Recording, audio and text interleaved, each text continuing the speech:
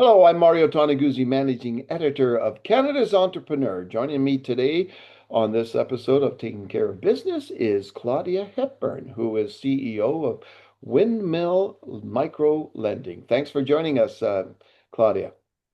Thanks so much for having me. Okay, let's just start by just tell me what Windmill Microlending is and what you folks do. Yes, absolutely. So Windmill is a national charity that was founded in Calgary and is headquartered in Calgary that makes affordable loans and provides wraparound supports to help skilled immigrants and refugees restart their careers in Canada. Okay, and how long have it been around? So it's been around 20 years. It was founded in Calgary by a group of women who thought that there was a problem with that, or a real opportunity, I should say, because Canada is a country that is founded on the idea that we welcome immigrants and refugees, and particularly we have a particular focus on bringing in people that have lots of education and great language skills that can contribute to our economy. But so often their skills get wasted because we don't allow them to practice in their field.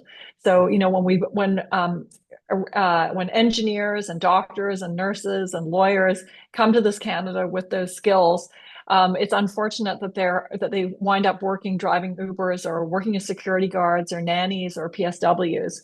So what Windmill does is we provide that affordable credit to help people gain the credentials they need to start to practice in their real professions. And that gets more Canadians, working at the top of their skill levels. It helps solve labor market shortages and, contributes economically and socially to the community. And I guess that's the key, right? It's the domino effect that it does have when you have somebody from who knows where comes here and then can with the help of you folks can be part of the community and just the ripple effects right out there, right? That's right. Yeah. Exactly. So I'm curious. So where does the funding come from? So we get funded but both by the government and by the private sector. So we have our loans. The loan capital itself, for the most part, comes from the private sector, from donors. Those are corporations, foundations, or individuals that donate loan capital, and also but from social impact investors. So those are people that want to lend us money that we can then lend out to our clients. And our investors get a small financial rate of return, but they get a big social impact with their investment because our clients on average more than triple their incomes as a result of a small loan. Hmm. So our social impact investors are people that want to put their money to work to help people escape poverty and put their skills to work in Canada. So in terms of your reach, are you right across Canada? We are. As I said, we were founded in Calgary, Yeah. and over the first decade, our loans were mostly in Alberta. But then we started doing loans in Saskatchewan and Ontario and British Columbia, and then as of about probably 6 or 7 years ago, we started doing loans in Quebec and the rest of Canada as well. Okay. And what typically are the loans themselves? Like how much? So our maximum loan is $15,000 and our average loan is about $12,000. And so those loans can be used for the costs of recredentialing. So those are exams, tuition, books.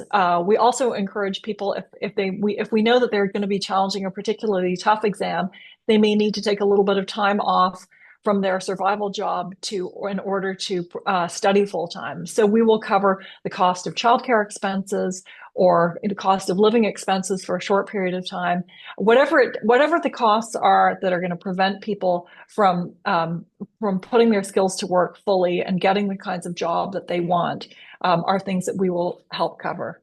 Okay. And typically, how many people are impacted by this on an annual basis? Yeah, so we have served approximately 14,000 immigrants and refugees over the past 20 years. In the last fiscal year, we delivered about 2,500 loans. So new loans, so How many? 2,500. Oh, wow. Okay. So yeah, so right across Canada, and about half our loans are to healthcare professionals.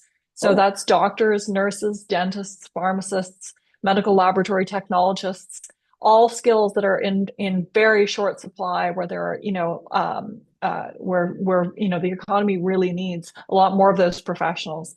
So we're helping people, solve those crises. so we know it's in the last couple of years, there's been quite a lot of immigrants that come to Canada. A lot of newcomers have come to Canada, just in government policy or whatever. Uh, does that show in the numbers for you as an organization that you're going to having an increased number of people coming to see you? Yeah, so we've been growing over the past 8 years that I've been at the organization. We've grown, we've about grown by about tenfold in terms of the value of the loans that we're delivering. So we now have about $60 million of loans outstanding, and we grew by about 18% in the last fiscal year. Wow. But I would say that is more a question of our being able to target people that need it, and and the fact that Windmill has raised enough funds from the private sector and government in order to deliver that number of loans. I would say the immigration policy that the government has recently they had a big increase in temporary foreign workers and international students, and those numbers have been dramatically cut back in the past 6 to 9 months. So I would say that the numbers of economic immigrants has been a little bit more stable over the past number of years than those other categories. And we just make loans to people that are here, have come to Canada with skills and are here on a permanent basis. So we do not make loans to international students or temporary foreign workers, just to the people that are going to be here permanently and have the capacity and desire to really grow their careers here. Okay, then. No, I'm just curious as an immigrant comes to Canada, how do they find out about you? Like, are there specific avenues that you folks use to get the word out that you're here and they were here to help? Yeah, absolutely. So we work a lot through partner organizations. So often education providers, the universities and career colleges that are providing those reaccreditation courses that our clients need to take.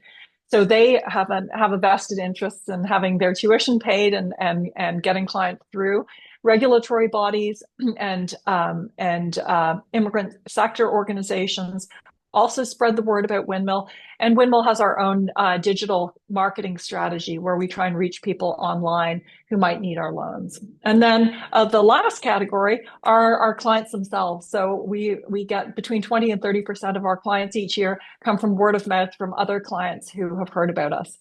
So we get great Google reviews online from our clients, and we love it when they spread the word to other newcomers, because we're not like a big bank that has a huge budget to reach everybody and big brand awareness. So we're always looking to have people spread the word. So we'd love it if your podcast listeners would tell people that they who might need us about Windmill loans. All right, wonderful. Couple of things I'm just curious about is the name. Uh, where does windmill come from? So the name comes from the idea of our tagline is converting potential to prosperity. And so we wanted to have a visual image in our name of something that shows the idea of converting a source of energy that's being wasted to one that's creating value. And we wanted kind of a symbol that would be recognizable and understandable from people of all different cultures. So that's how the name, and something that wasn't going to be easily shortened to a three-letter acronym. And the other part of it is the micro lending. What is when I use the word micro lending, what does that refer to? So I think microlending has traditionally been a source of funding that's associated with the charitable sector and helping people with small amounts of money to really improve the quality of their lives and improve their incomes. In Canada, it's not a concept that people think of as being applied here very often, but we wanted to be clear that we're referring to smaller amounts of money that are really not the kinds of loans that banks are liable to make without secured capital. Mhm. And so that's the idea behind Windmill, that we're a charity and that we're making relatively small loans. And Although they aren't small to our clients, they're yeah, life-changing for our clients. and typically, like, what's kind of the age range that you get clients with? Yeah, so our average client is in their early to mid 30s. Actually, I think that might have even come down a little bit to around the 30 mark. But somebody has to have been in Canada. The minimum age is probably 20 to 22 because we want people who have come to Canada with their skills and education. So we're not making loans to people that are teenagers.